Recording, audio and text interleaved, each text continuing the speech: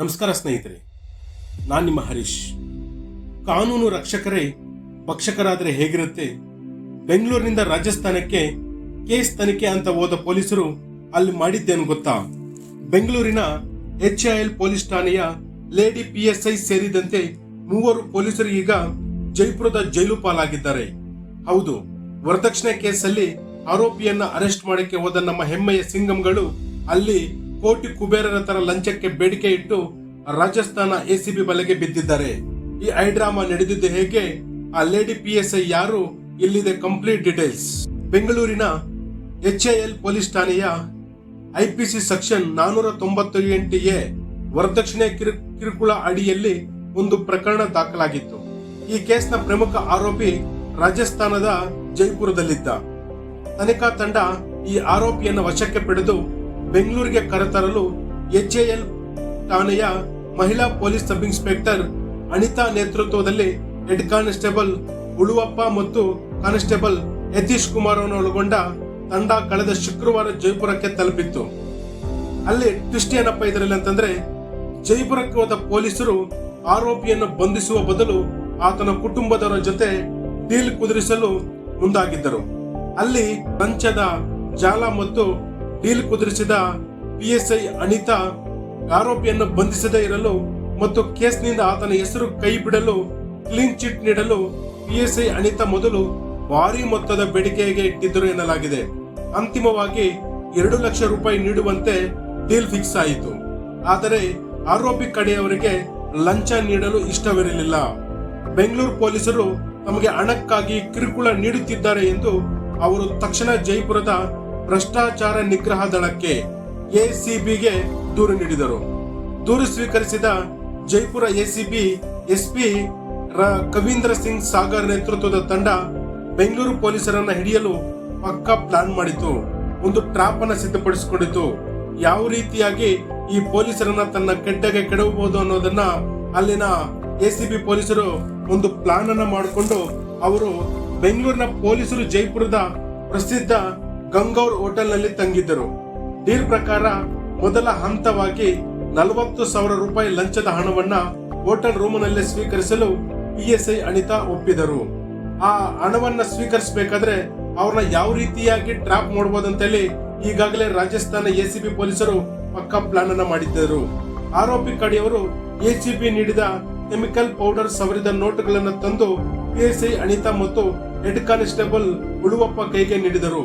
ಹಣ ಕೈ ಸೇರಿದ ತಕ್ಷಣವೇ ಹೋಟೆಲ್ ರೂಮ್ ಮೇಲೆ ಮುಗಿಬಿದ್ದ ಜೈಪುರ ACB ಅಧಿಕಾರಿಗಳು ಬೆಂಗಳೂರು ಪೊಲೀಸರನ್ನ ಅಗೇಟಾಗಿ ರೆಡ್ ಹ್ಯಾಂಡ್ ಆಗಿ ಹಿಡಿದರು, ವಶಕ್ಕೆ ಪಡೆದುಕೊಂಡರು. ಅವರ ಕೈಗಳನ್ನು ತೊಳೆದಾಗ ಕೆಮಿಕಲ್ ಬಣ್ಣ ಬದಲಾಗಿ ಭ್ರಷ್ಟಾಚಾರ ಸಾಬೀತಾಯಿತು. ಇದರಿಂದ ಈ ಘಟನೆ ಕರ್ನಾಟಕ ಪೊಲೀಸ್ ಇಲಾಖೆಗೆ ದೇಶ ಮಟ್ಟದಲ್ಲಿ ತೀವ್ರ ಮುಜುಗರ ಉಂಟು ಮಾಡಿದೆ. ಕರ್ನಾಟಕದ ಪೊಲೀಸರು ಬೇರೆ ರಾಜ್ಯಕ್ಕೆ ಹೋಗಿ ಲಂಚ ಪಡೆದು ಸಿಕ್ಕಿಬಿದ್ದಿರುವುದು ಇಲಾಖೆಯ ಘನತೆಗೆ ಧಕ್ಕೆ ತಂದಿದೆ. ಸದ್ಯ ಜೈಪುರ ACB ಪೊಲೀಸರು ಭ್ರಷ್ಟಾಚಾರ ತಡೆ ಕಾಯ್ದೆಯಡಿ ಪ್ರಕರಣ ದಾಖಲಿಸಿಕೊಂಡು 3 ನ್ಯಾಯಾಲಯಕ್ಕೆ ಹಾಜರುಪಡಿಸಿ ಹೆಚ್ಚಿನ ವಿಚಾರಣೆ ನಡೆಸುತ್ತಿದ್ದಾರೆ. ಇತ್ತ ಬೆಂಗಳೂರಿನ ಹಿರಿಯ ಪೊಲೀಸ್ ಅಧಿಕಾರಿಗಳು ಕೂಡ ಈ ಘಟನೆಯನ್ನು ಗಂಭೀರವಾಗಿ ಪರಿಗಣಿಸಿದ್ದು 3 ಅಮಾನತು ಸಸ್ಪೆಂಡ್ ಮಾಡಲು ಸಿದ್ಧತೆ ನಡೆಸುತ್ತಿದ್ದಾರೆ. ಇಲ್ಲಿ ನೋಡಿ, ಕೇಸನ್ನ ಪಡೆದಂತ ಪೊಲೀಸರು ಅರೆಸ್ಟ್ ಮಾಡ್ಲಿಕ್ಕೆ ಹೋಗಿರುವಂತ ಅಪರಾಧಿಗಳ ಕಡೆಯಿಂದನೇ ಲಂಚಕ್ಕೆ ಬೇಡಿಕೆ ಇಡೋದಂದ್ರೆ ಏನರ್ಥ? ಇಲ್ಲಿ ಬೆಂಗಳೂರಿನ ಪೊಲೀಸರು ಯಾವ ಕೆಲಸಕ್ಕೆ ಹೋಗಿದ್ರು ಆ ಕೆಲಸವನ್ನ ಸೀದಾ ಮುಗಿಸ್ಕೊಂಡು ಬಂದಿದ್ರೆ ಬಹುಶಃ ಇವತ್ತು ಯಾವ ಸಮಸ್ಯೆನೂ ಇರಲಿಲ್ಲ. ಯಾಕೆಂತಂದ್ರೆ ಕೊಟ್ಟಿರೋ ದೂರನ್ನ ಆಧರಿಸಿ ಯಾರ ಮೇಲೆ ಕೇಸ್ ಆಗಿತ್ತೋ ಆ ಆರೋಪಿಯನ್ನ ಕರ್ಕೊಂಡು ಬರಕ್ ಹೋದಾಗ ಆರೋಪಿ ಕುಟುಂಬದ ಜೊತೆ ಇವರು ಲಂಚಕ್ಕೆ ಬೇಡಿಕೆ ಇಟ್ಟು ಡೀಲ್ ಅನ್ನ ಕುದಿಸ್ತಾರಂತಂದ್ರೆ ಇವತ್ತು ಕರ್ನಾಟಕ ರಾಜ್ಯದ ಪೊಲೀಸ್ ಇಲಾಖೆ ಯಾವ ಮಟ್ಟಕ್ಕೆ ಇಳಿದಿದೆ ಅನ್ನೋದನ್ನ ಇಲ್ಲಿ ಗೊತ್ತಾಗ್ತದೆ. ಇಷ್ಟು ದಿನಗಳಿಂದ ರಾಜ್ಯದಲ್ಲೇ ಲೋಕಾಯುಕ್ತರ ಕೈಗೆ ಸಿಕ್ಕಾಕೊಂಡಿದ್ದ ಪೊಲೀಸ್ ಸ್ಟೋರಿಗಳನ್ನ ನಾವು ಹೆಚ್ಚಾಗಿ ಕೇಳ್ತಾ ಇದ್ವಿ. ಆದರೆ ಕರ್ನಾಟಕ ಪೊಲೀಸರು ಡ್ಯೂಟಿಯಲ್ಲಿ ಹೋಗಿ ಬೇರೆ ರಾಜ್ಯದಲ್ಲಿ ಅಲ್ಲಿನ ACB ಅಧಿಕಾರಿಗಳಿಗೆ ಸಿಕ್ಕಾಕೊಂಡು ಉಳಿದಿದ್ದಂತ ಕರ್ನಾಟಕದ ಪ್ರಾಮಾಣಿಕವಾಗಿ ಕೆಲಸ ಮಾಡುವಂತಹ ಪೊಲೀಸ್ ಅಧಿಕಾರಿಗಳ ಮರ್ಯಾದೆಯನ್ನು ತೆಗೆದ್ರು ಅಂದ್ರೆ ಇಲ್ಲಿ ತಪ್ಪಾಗಕ್ಕಿಲ್ಲ. ಹಾಗಾಗಿ ಪೊಲೀಸ್ ಇಲಾಖೆ ಎಲ್ಲಿವರೆಗೂ ನಿಷ್ಠೆಯಿಂದ ನಿಷ್ಠೂರವಾಗಿ ಕೆಲಸ ಮಾಡೋದಿಲ್ವೋ ಅಲ್ಲಿವರೆಗಿಂತ ಅಪರಾಧಿಗಳು ಹೆಚ್ಚು ಆಗ್ತಾನೆ ಇರುವಂತದ್ದು ನಾವು ಸಾಮಾನ್ಯವಾಗಿ ನೋಡಬಹುದು. ನೋಡಿ ವೀಕ್ಷಕರೇ, ಕಾನೂನು ರಕ್ಷಿಸಬೇಕಾದವರೇ ಹೀಗೆ ದಾರಿ ತಪ್ಪಿ ನಡೆದರೆ ಜನಸಾಮಾನ್ಯರು ಯಾರನ್ನ ನಂಬಬೇಕು? ವರದಕ್ಷಿಣೆ ಕೇಸ್ ಹೆಸರಲ್ಲಿ ಹಣ ವಸೂಲಿಗೆ ನಿಂತ ಈ ಪೊಲೀಸರ ಕೃತ್ಯ 498A ಸೆಕ್ಷನ್ ದುರುಪಯೋಗ ಬಗ್ಗೆ ನಾವು ಇಲ್ಲಿ ನೋಡೋದಾದರೆ, ಇತ್ತೀಚಿನ ದಿನಗಳಲ್ಲಿ ವರದಕ್ಷಿಣೆ ಕಿರುಕುಳದ ಸುಳ್ಳು ಕೇಸುಗಳು ಬಳಸಿ ಪೊಲೀಸರು ಹೇಗೆ ಹಣ ವಸೂಲಿ ಮಾಡುತ್ತಾರೆ ಎಂಬ ಸಾರ್ವಜನಿಕ ಚರ್ಚೆಯನ್ನ ನಾವಿಲ್ಲಿ ನೋಡಬಹುದು.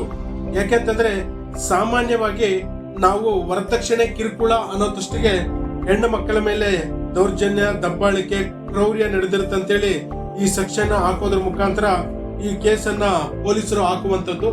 ತದನಂತರ ಇದಕ್ಕೆ ನ್ಯಾಯಾಲಯದಲ್ಲಿ ಅದರದೇ ಆದಂತ ಶಿಕ್ಷೆ ಕೂಡ ಇದೆ.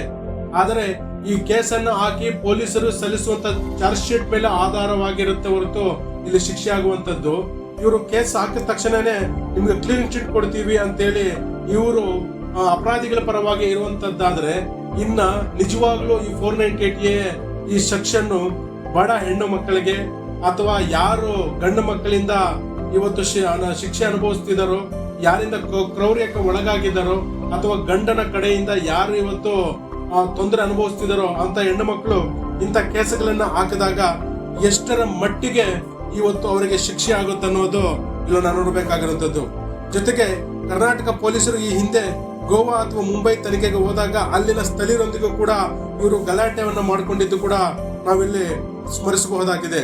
ಅಲ್ಲಿಗೆ ಒಟ್ಟಾರೆಯಾಗಿ ನಾವು ನೋಡ್ಬೇಕಾದಂತಂದ್ರೆ, ಪೊಲೀಸರು ಎಲ್ಲಿವರೆಗೂ ನಿಷ್ಠೆಯಿಂದ ನಡೆದುಕೊಳ್ಳೋದಿಲ್ಲವೋ ಅಲ್ಲಿವರೆಗೂ ಸಾಮಾನ್ಯ ಜನರಿಗೆ, ಬಡವರಿಗೆ ಈ ಇಂಥ ಸಮಸ್ಯೆಗಳು ಕಟ್ಟಿಟ್ಟ ಬುಟ್ಟಿ ಅನ್ನೋದು ಮಾತ್ರನೇ ಈ ವಿಡಿಯೋದ ಉದ್ದೇಶ. ಸ್ನೇಹಿತರೆ, ವಿಡಿಯೋ ಇಷ್ಟ ಆಗಿದ್ರೆ ಲೈಕ್ ಮಾಡಿ, ಶೇರ್ ಮಾಡಿ, ನಮ್ಮ ಚಾನೆಲ್ ಅನ್ನ ಸಬ್ಸ್ಕ್ರೈಬ್ ಮಾಡ್ಕೊಳ್ಳಿ ಅಂತ ಹೇಳ್ತಾ ಇಷ್ಟೊತ್ತು ವಿಡಿಯೋ ನೋಡಿದ್ದಕ್ಕಾಗಿ ಧನ್ಯವಾದಗಳು.